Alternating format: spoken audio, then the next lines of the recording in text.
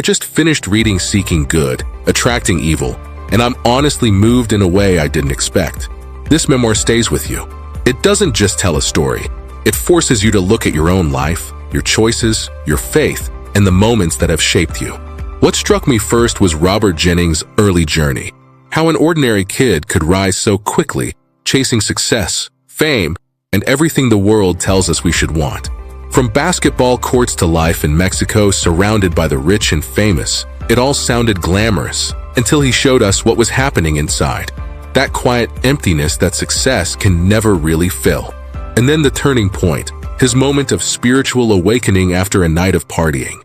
The honesty with which he describes that shift, the confusion, the hope, the vulnerability, it's powerful. You don't just read that part, you feel it. It reminds you that transformation rarely begins in a perfect moment. It begins when something inside you finally refuses to stay the same. But what truly deepened the impact of this memoir for me was Robert's 10 years in prison.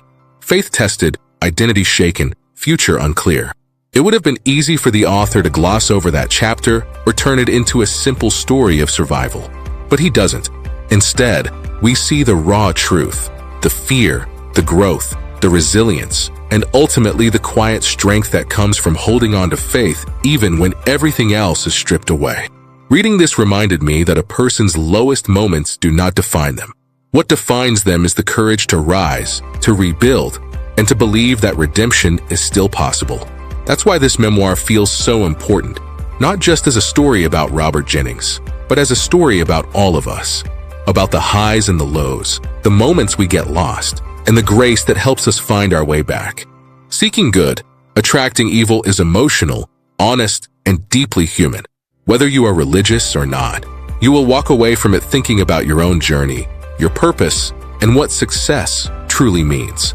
And for me, I'm walking away inspired, reminded that no matter how far we fall, there's always a way forward.